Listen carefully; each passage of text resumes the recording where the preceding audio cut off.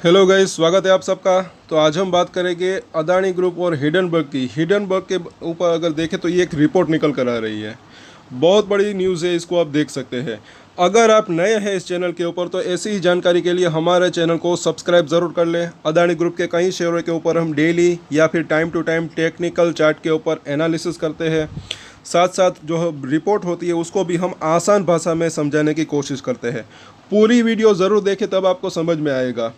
यहाँ पर आप देख सकते हैं हेडलाइन को कि अमेरिकी कैपिटल मार्केट रेगुलेटर कस रहा शिकंजा, मुश्किल में पड़ सकती है हिडनबर्ग। और अभी अभी जो पिछले दिनों में जैसे कि हम देखें, यहाँ पर नीचे में लिखा है कि एंड्रयू लेफ्ट और सिंट्रोन के खिलाफ लगाए गए आरोप सेबी की ओर से हिडनबर्ग रिसर्च शॉर्ट सेलिंग मामले में लगाए गए आरोपों से मिलते जुलते हैं। तो सेबी ने जो आरोप लगाए हैं वो सही भी हो सकते हैं। इसलिए मैंने कई बार कहा कि ये जो पूरा मामला है काफ़ी बड़ा है, थोड़ा वक्त लग सकता है, काफ़ी कुछ बातें और भी जो है सामने निकल कर आ सकती है। यहाँ पर जो है हम देखेंगे, पहले तो ज़रा देखें रिपोर्ट क्या है कि अमेरिका में सिक्योरिटी एंड एक्सचेंज कमीशन यानी कि SEC शॉर्ट सेलर्स पर अपना शिकंजा कस रहा है और इससे नेट एंडरसन के नेतृत्व वाली हिडनबर्ग रिसर्च मुश्किल में पड़ सकती है।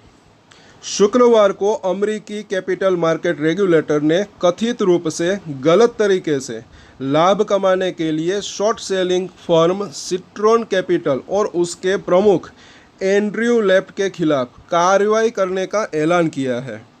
शुक्रवार की मतलब कि ये जो है बात है यहाँ पर। और मतलब कि मुझे ऐसा लग रहा है कि सिर्फ अदानी ग्रुप को ही नहीं और को भी और कुछ लोगों को भी इसने जो है मतलब कि परेशान किया होगा। आगे देखते हैं कि SEC के एक बयान के अनुसार, और मुझे ऐसा लग रहा है कि जैसे यहाँ पर हमारे सेबी है वहाँ पर जो है ये SEC है, तो इनके बयान के अनुसार लेफ्ट और सिट्रोन ने अपने फॉलोवर्स को अपनी रिसर्च रिपोर्ट के आधार पर कुछ स्टॉक्स खरीदने या बेचने की सलाह दी और अपनी स्थिति का विज्ञापन किया। हालांकि एक बार जब फॉलोवर्स शेयरों में पैसा लगाना शुरू कर देते हैं तो सिट्रोन तुरंत अपनी पोजीशन बदल देता है और लाभ कमाता है। SEC ने अपने बयान में कहा कि हमने उन कथित प्रलोभन और धोखाधड़ी की रणनीतियों का पर्दाफाश किया है जिससे लेफ्ट और उनकी कंपनी को $20 मिलियन का गलत लाभ हुआ है। हम लेफ्ट और उनकी कंपनी को उनके कार्यों के लिए जवाबदेह ठहराना चाहते हैं।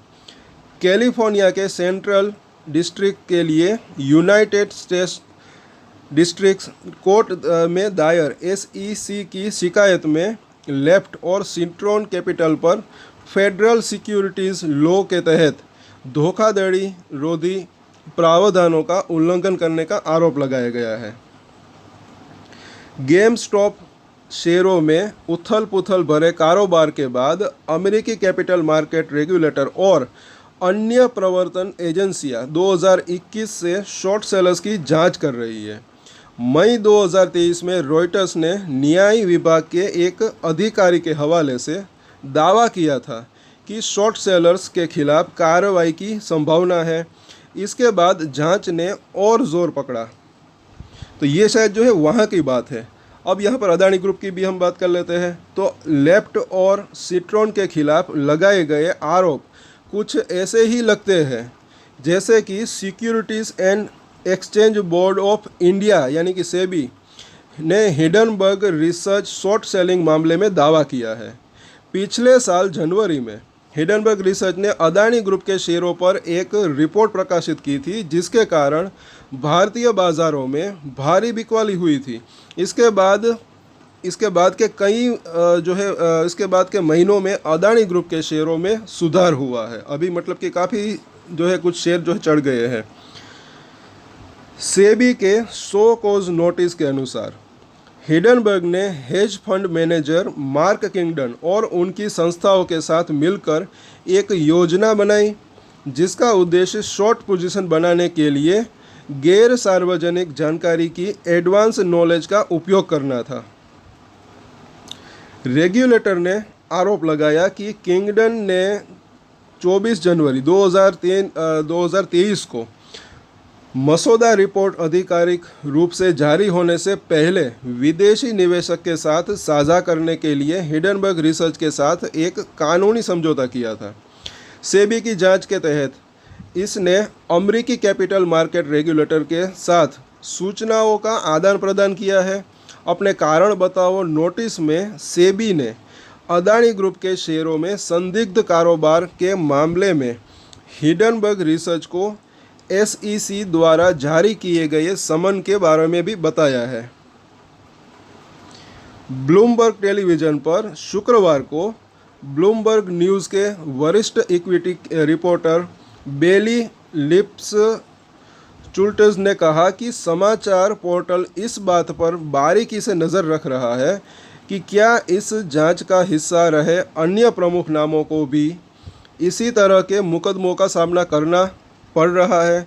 सेबी के कारण बताओ नोटिस पर अपने सार्वजनिक जवाब में हिडनबर्ग रिसर्च ने दावा किया है कि अदानी शॉर्ट से उसे मात्र $4.1 मिलियन का रेवेन्यू मिला है।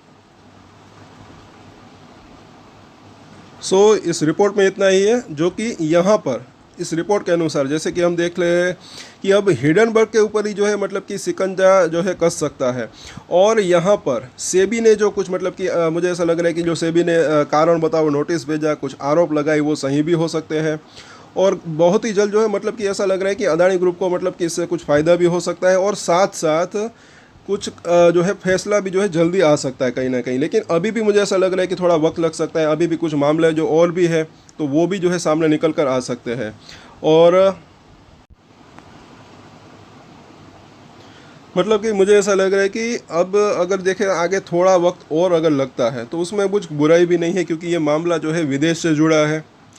साथ साथ जो है कुछ अदानी ग्रुप के शेयरों के अंदर एक मतलब कि अच्छी खासी तेज़ी भी आई।